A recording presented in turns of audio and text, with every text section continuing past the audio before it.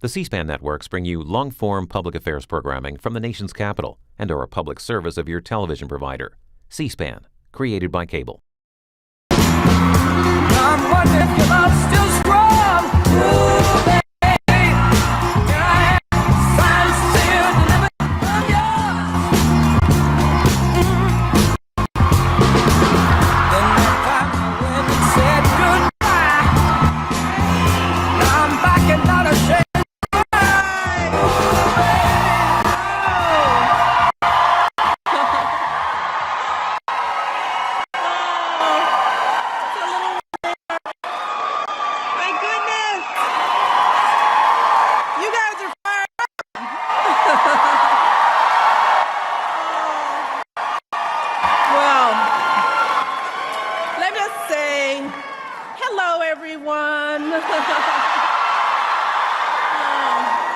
I am so thrilled to be here with you all today in New Hampshire. This is like home to me. And this day, thank you for a beautiful fall day. You just ordered this day up for me, didn't you?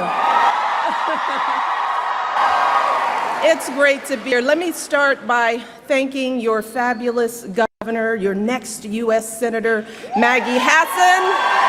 I want to thank her for that lovely introduction. I also want to recognize your Congresswoman, Annie McClain, who's a dear, dear friend. Your soon-to-be Congresswoman, once again, Carol Shea Porter.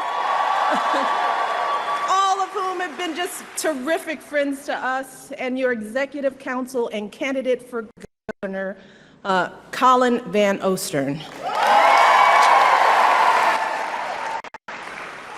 And of course, thanks to all of you for taking the time to be here today.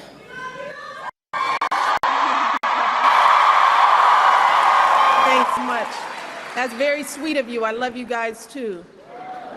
I can't believe it's just a few weeks before Election Day as we come together to support the next president and vice president of the United States, Hillary Clinton and Tim Kaine.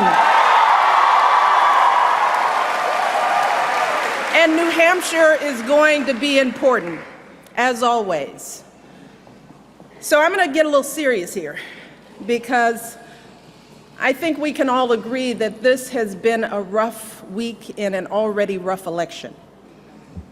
This week has been particularly interesting for me personally because it has been a week of profound contrast.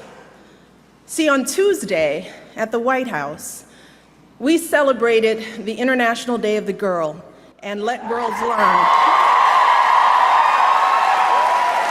And it was a wonderful celebration. It was the last event that I'm going to be doing as First Lady for Let Girls Learn.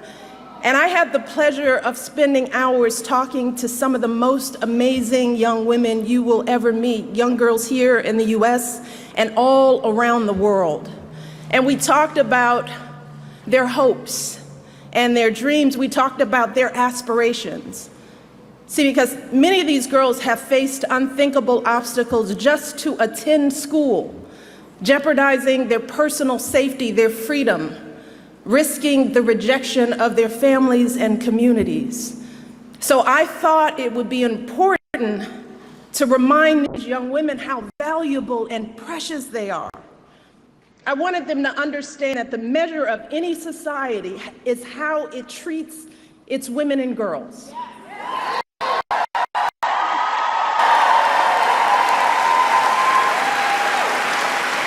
And I told them that they deserve to be treated with dignity and respect. And I told them that they should disregard anyone who demeans or devalues them, and that they should make their voices heard in the world. And I walked away feeling so inspired, just like I'm inspired by all the young people here.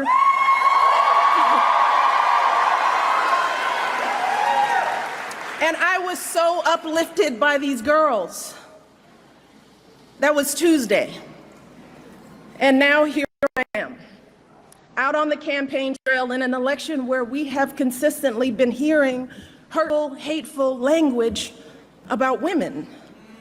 Language that has been painful for so many of us, not just as women, but as parents trying to protect our children and raise them to be caring, respectful adults, and as citizens who think that our nation's leaders should meet basic standards of human decency.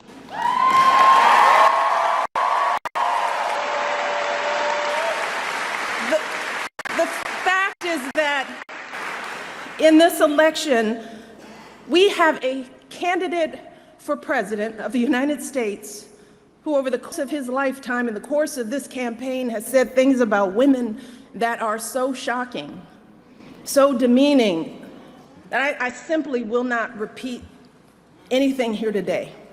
And last week, we saw this candidate actually bragging about sexually assaulting women. And I can't believe that I'm saying that a candidate for president of the United States has bragged about sexually assaulting women. And I have to tell you that I can't stop thinking about this. It has shaken me to my core in a way that I couldn't have predicted. So while I'd love nothing more than to pretend like this isn't happening and to come out here and do my normal campaign speech, it would be dishonest and disingenuous to me to just move on to the next thing like this was all just a bad dream. This is not something that we can ignore. It's not something we can just sweep under the rug as just another disturbing footnote in a sad election season. Because this was not just a lewd conversation. This wasn't just locker room banter.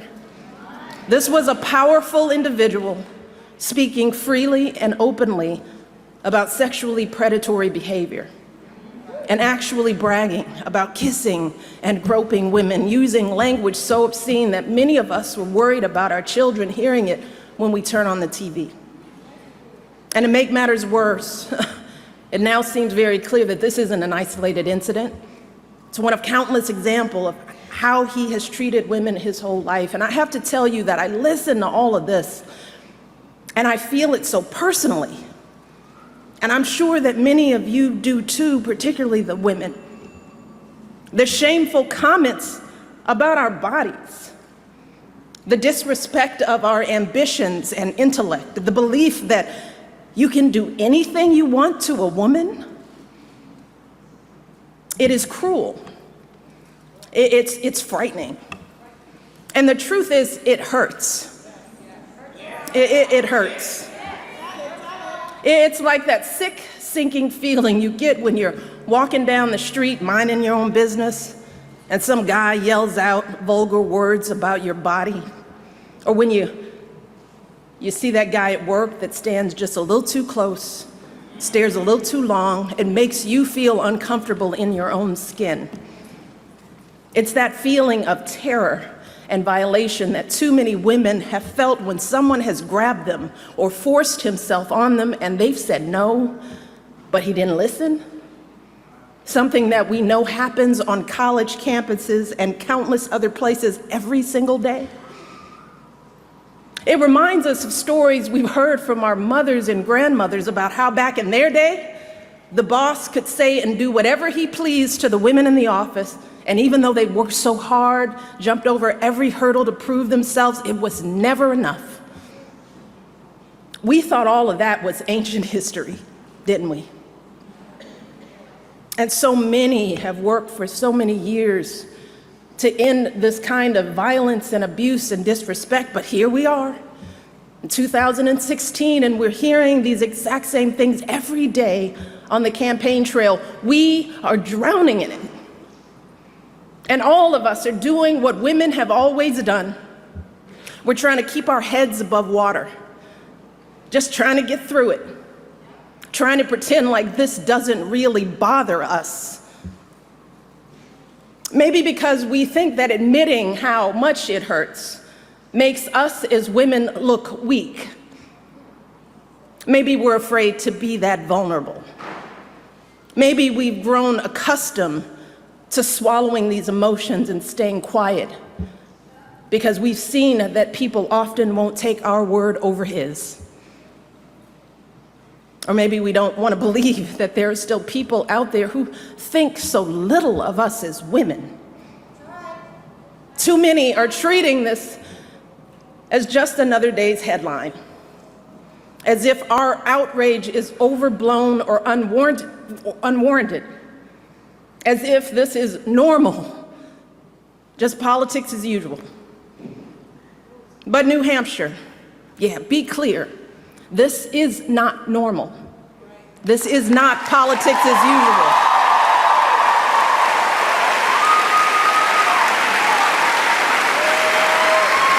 This is disgraceful. It is intolerable. And it doesn't matter what party you belong to, Democrat, Republican, Independent, no woman deserves to be treated this way. None of us deserves this kind of abuse.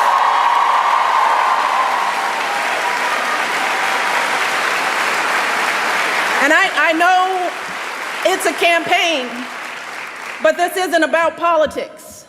It's about basic human decency. It's about right and wrong. And we simply cannot endure this or expose our children to this any longer, not for another minute, and let alone for 4 years. Now is the time for all of us to stand up and say, enough is enough. This has got to stop right now.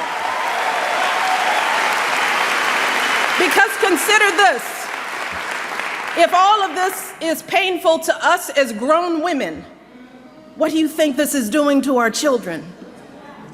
What messages are our little girls hearing about who they should look like, how they should act?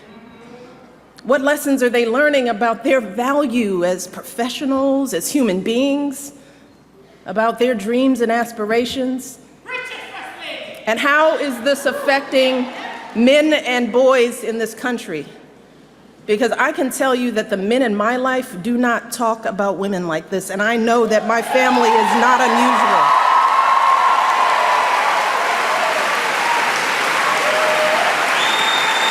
And to dismiss this as everyday locker room talk is an insult to decent men everywhere. The men that you and I know don't treat women this way. They are loving fathers who are sickened by the thought of their daughters being exposed to this kind of vicious language about women. They are husbands and brothers and sons who don't tolerate women being treated and demeaned and disrespected. And like us, these men are worried about the impact this election is having on our boys who are looking for role models of what it means to be a man.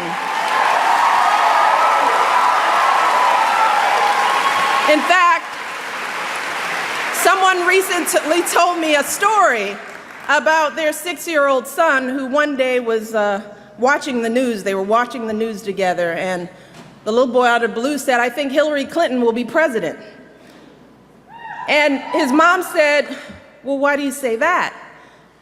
And this little 6-year-old said, "Because the other guy called someone a piggy." And he said, "You cannot be president if you call someone a piggy." So even a 6-year-old knows better. A 6-year-old knows that this is not how adults behave. This is not how decent human beings behave. And this is certainly not how someone who wants to be president of the United States behaves. Because let's be very clear, strong men, men who are truly role models, don't need to put down women to make themselves feel powerful. People who are truly strong lift others up. People who are truly powerful bring others together. And that is what we need in our next president. We need someone who is a uniting force in this country. We need someone who will heal the wounds that divide us. Someone who truly cares about us and our children. Someone with strength and compassion to lead this country forward. And let me tell you, I'm here today because I believe with all of my heart that Hillary Clinton will be that president.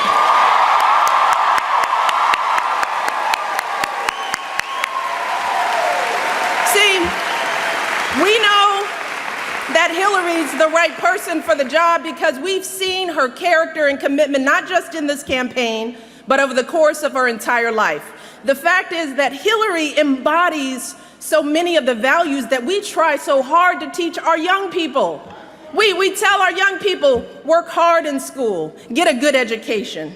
We encourage them to use that education to help others, which is exactly what Hillary did with her college and law degrees, advocating for kids with disabilities, fighting for children's health care as First Lady, affordable child care in the Senate. We teach our kids the value of being a team player, which is what Hillary exemplified when she lost the 2008 election and actually agreed to work for her opponent as our Secretary of State, earning sky-high approval ratings, serving her country once again. We also teach our kids that you don't take shortcuts in life, and you strive for meaningful success in whatever job you do. Well, Hillary has been a lawyer, a law professor, First Lady of Arkansas, First Lady of the United States, a U.S. Senator, Secretary of State, and she has been successful in every role, gaining more experience and exposure to the presidency than any candidate in our lifetime. More than Barack, more than Bill, and yes, she happens to be a woman.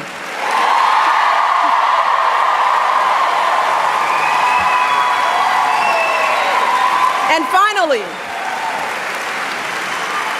we teach our kids that when you hit challenges in life, you don't give up, you stick with it.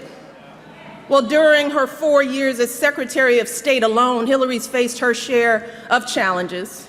She's traveled to 112 countries, negotiated a ceasefire, a peace agreement, a release of dissidents.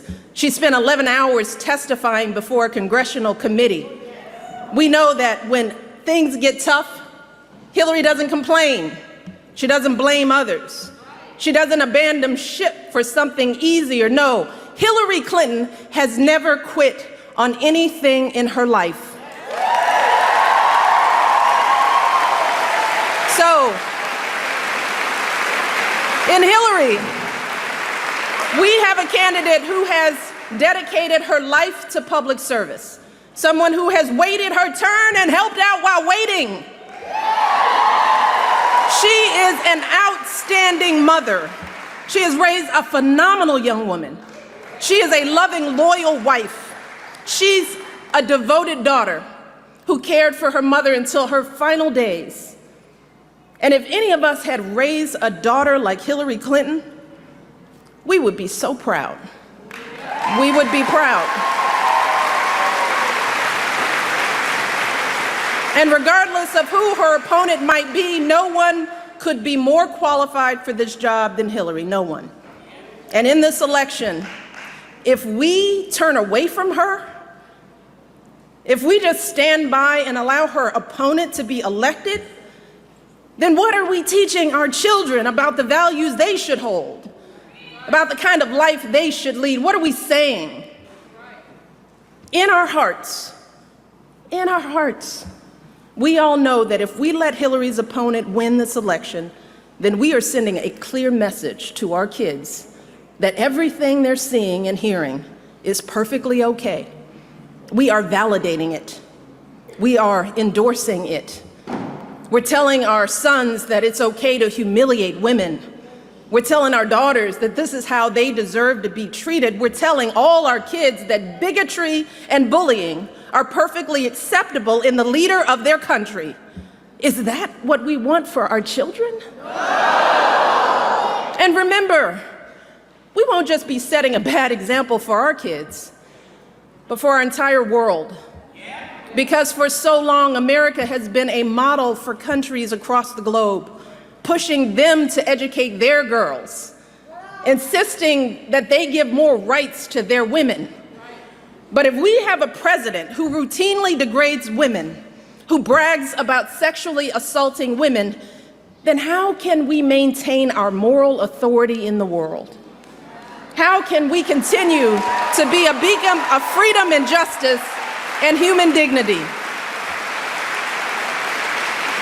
Well, fortunately, New Hampshire, here's the beauty. We have everything we need to stop this madness.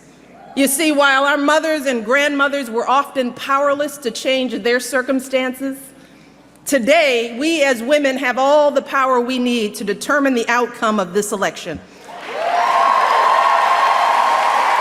We have knowledge.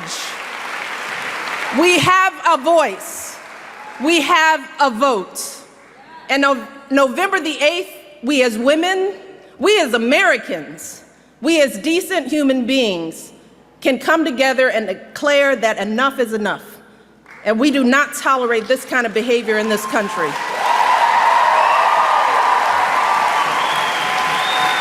Remember this. In 2012, women's votes were the difference between Barack winning and losing in key swing states, including right here in New Hampshire. So, for anyone who might be thinking that your one vote doesn't really matter, or that one person can't really make a difference, consider this. Back in 2012, Barack won New Hampshire by about 40,000 votes, which sounds like a lot. But when you break that number down, the difference between winning and losing this state was only 66 votes per precinct. Just take that in. If 66 people, each precinct had gone the other way, Barack would have lost. So each of you right here today could help swing an entire precinct and win this election for Hillary just by getting yourselves, your families, and your friends and neighbors out to vote. You can do it right here. But you could also help swing an entire precinct for Hillary's opponent with a protest vote or by staying home out of frustration. Because here's the truth.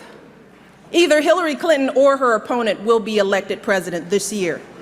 And if you vote for someone other than Hillary, or if you don't vote at all, then you are helping to elect her opponent.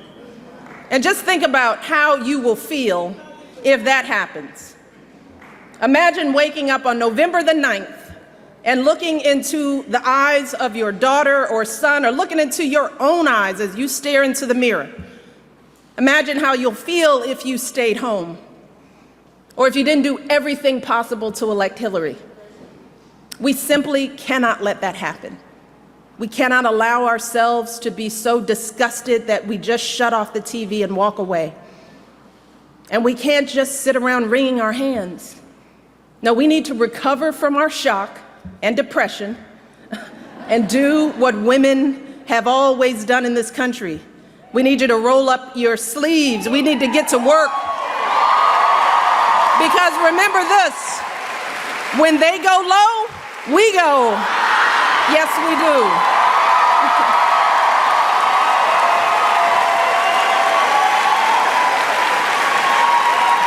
And voting ourselves is a great start, but we also have to step up and start organizing. So we need you to make calls and knock on doors and get folks to the polls on Election Day and sign up to volunteer with one of the Hillary campaign folks who are here today just waiting for you to step up. And young people, and not so young people, get on social media.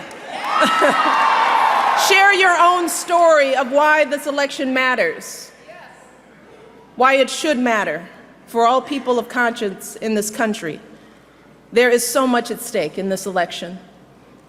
See, the choice you make November 8th could determine whether we have a president who treats people with respect or not, a president who will fight for our kids, for good schools, for good jobs for our families or not, a president who thinks that women deserve the right to make our own choices about our bodies and our health or not.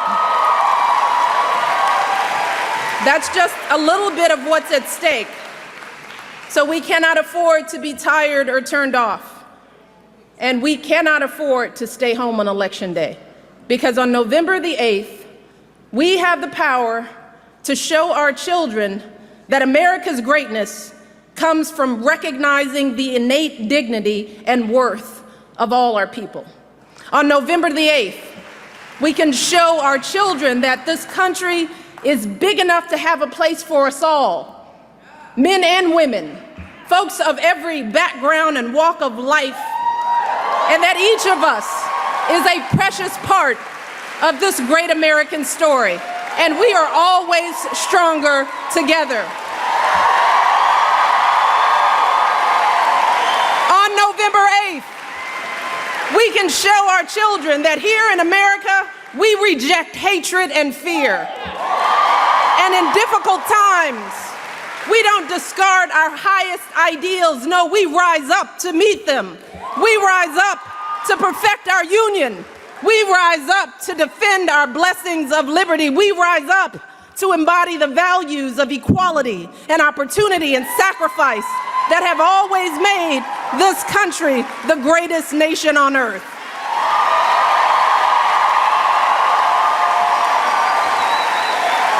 That is who we are. And don't ever let anyone tell you differently. Hope is important. Hope is important for our young people. And we deserve a president who can see those truths in us. A president who can bring us together and bring out the very best in us. Hillary Clinton will be that president. So for the next 26 days, we need to do everything we can to help her and Tim Kaine win this election. I know I'm going to be doing it. Are you with me? Are you all with me? You ready to roll up your sleeves? Get to work, knocking on doors. All right, let's get to work. Thank you all. God bless.